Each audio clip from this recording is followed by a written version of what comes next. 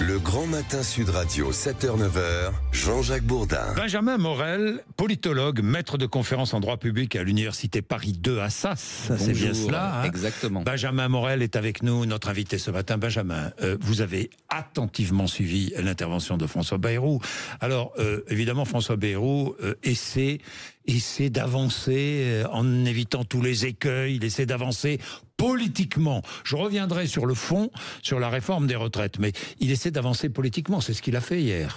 Il essaye d'avancer, et pour tenter d'avancer, il doit essayer de maintenir une forme de majorité. Cette majorité, il faut arriver à la fois à bétonner son socle commun, autrement dit les macronistes et les LR, et de l'autre côté, à l'élargir. D'où les mains tendues par socialistes, d'où les mains tendues au RN. Mais ces mains, et on reviendra sur le fond, ces mains ont été excessivement floues. Et donc aujourd'hui, tant pour le Rassemblement national que pour les socialistes ce matin, il est compliqué de dire qu'on ne censurera pas, tout bêtement, parce que les promesses n'engagent que ceux qui y croient, et quand les promesses qui plus est sont floues, il n'y a pas grand monde qui y croit. Oui, il n'y a pas grand monde qui y croit. Le Rassemblement national ne censurera pas dans un premier temps. Le Rassemblement national attend le budget, donc pas de censure demain. Demain, il y a motion de censure qui sera discutée, motion de censure de LFI qui sera discutée à l'Assemblée. Je vous reprends, pas que de LFI. Et c'est ça qui est peut-être intéressant pas que de LFI. Exactement. Quand on va discuter tout à l'heure de la gauche, c'est-à-dire que si jamais ça avait été une motion de censure à LFI, on aurait LFI, on aurait le PS qui tend la main, et entre les deux, une forme de marée. Là, la motion de censure, c'est une motion LFI, PC, Vert. Et donc on voit que les socialistes sont particulièrement isolés dans leur démarche de tendre la main. Et ça veut dire que électoralement, si jamais ils devaient repartir pour les municipales ou pour une dissolution seuls, ils sont morts. Et donc vous comprenez la pression aujourd'hui sur les socialistes. D'ailleurs, Jean-Luc Mélenchon met la pression. Exactement. Si demain, à Montpellier, à Nantes, à Rennes, à Marseille, dans des mairies socialistes, vous avez une liste gauche unie, LFI, PS, PC, et de l'autre côté des socialistes, ça veut dire que ces mairies peuvent tomber. Or, il faut voir la pression électorale aujourd'hui sur le Parti socialiste. On explique les positions très rétives d'Olivier Faure ce matin par également ce point. Oui, parce qu'il y a des municipales qui se profilent et peut-être des législatives à l'été. Bien, ça c'est une chose politique. Mais les Français veulent des réponses pratiques. La politique, ils s'en éloignent. Et les réponses pratiques sur les retraites, on n'en a pas vraiment eu. Il a envoyé la patate chaude, si ce que disait Jean-François Aquili tout à l'heure, qui est avec nous, aux partenaires sociaux. Bon, c'est à eux de se débrouiller. C'est à eux de se débrouiller, mais dans un cadre qui est un cadre qui peut difficilement satisfaire la gauche et les syndicats. Pourquoi ? Parce qu'en fait, vous donnez 3 mois pour négocier. Au bout de ces 3 mois, qu'est-ce qui se passe ? Soit vous débouchez, auquel cas vous avez une nouvelle réforme des retraites qui serait peut-être plus consensuelle, soit vous débouchez pas et on revient à la position et à la réforme Borne. Que va faire le patronat ?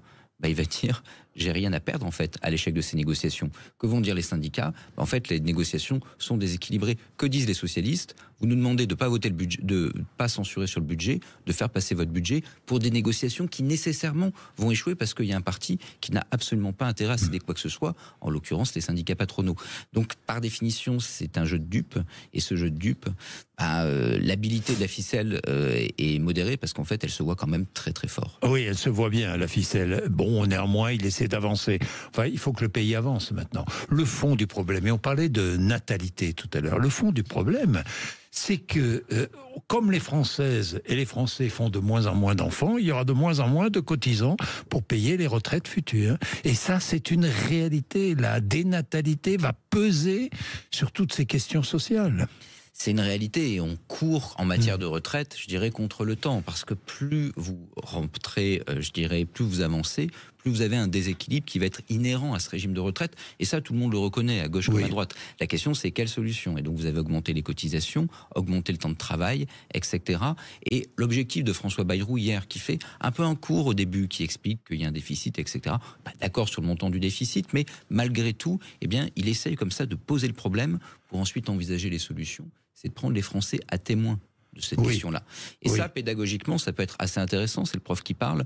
Le problème, c'est que François Bayrou n'est pas responsable devant l'opinion, que de toute façon, l'opinion s'est cristallisée contre lui et contre cette réforme depuis bien plus longtemps. Il est responsable devant les députés. Ces députés, on l'évoquait, ils ont des intérêts électoraux, et c'est ça qui peut le faire tomber. Oui, qu'est-ce que vous en pensez, Jean-François Aquili ? Moi, je vous dirais que dans 5 jours, nous avons l'arrivée, on va dire, tonitruante d'un monsieur Trump. et son ami Elon Musk, ça y est, ils prennent les rênes de l'Amérique, une Amérique qui va devenir de plus en plus attractive.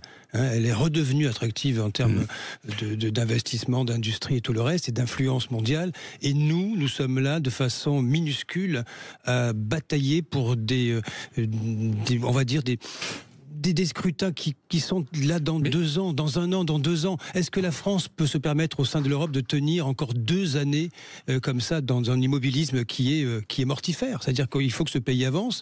Les Français attendent, c'est ce qu'a dit François Bayrou hier, il avait raison pour le coup, de la stabilité, et les formations politiques se refusent à, on va dire, céder un pouce de terrain parce que vous l'avez si bien dit. Les calculs électoraux sont là. Et ils priment. Le pays est immobile pendant ce temps. Benjamin Morel, vous êtes d'accord ou pas avec Benjamin Morel qui est un peu oiseau de mauvais augure. Oui, voilà, j'ai un côté un petit peu oiseau de mauvais augure. Je suis à la fois d'accord et en mais même vous temps, décrivez une situation en fait. Exactement. Et en même temps, c'est complexe. C'est-à-dire que on dit beaucoup, les partis politiques veulent pas s'entendre. Mais en fait, c'est l'opinion qui est clivée. C'est leurs propres électeurs. Les partis suivent leurs électorats. Je cite souvent une enquête qui était une enquête Odoxa avant le premier tour des législatives.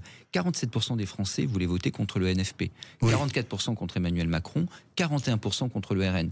Bilan de ces élections, c'était un concours d'épouvantail. Aujourd'hui, vous interrogez les centristes et vous disent on veut l'union nationale, mais pas avec les mélenchonistes et pas avec les lepénistes. Vous interrogez l'électorat RN, pas la gauche, et puis pas les macronistes. Vous plaisantez, vous interrogez la gauche, les macronistes, ces gens qui ont porté la réforme des retraites, jamais. Le RN, évidemment non. Et donc on a 3 pays, et ces 3 pays conditionnent un paysage politique qui est fondamentalement clivé. Si les macronistes demain tendaient la main aux mélenchonistes, ils seraient électoralement morts, comme les mélenchonistes qui tendraient les mains aux macronistes. Mais reconnaissez que ça manque de vision, tout ça. Ça manque de vision. D'accord, oui, les politiques sont à l'image de ceux qui les élisent, mais ça manque de vision globale. Et de l'autre côté, si jamais vous êtes, on dit beaucoup, les socialistes sont dans des calculs électoraux. Mais si demain, vous êtes le Parti socialiste et que vous tendez la main aux macronistes, qu'est-ce qui se passe? Oui. Vous faites harakiri. Et qui incarne la gauche demain? Jean-Luc Mélenchon. Et donc vous sacrifiez le court terme pour vous, vous sacrifiez au court terme le long terme. Et donc c'est cette situation stratégique, c'est des vrais dilemmétiques qui se posent aujourd'hui aux politiques et qui fait qu'on n'avance pas. Bien, Benjamin Morel, vous restez avec nous, Jean-François Kelly aussi, il est déjà 8h21, à tout de suite.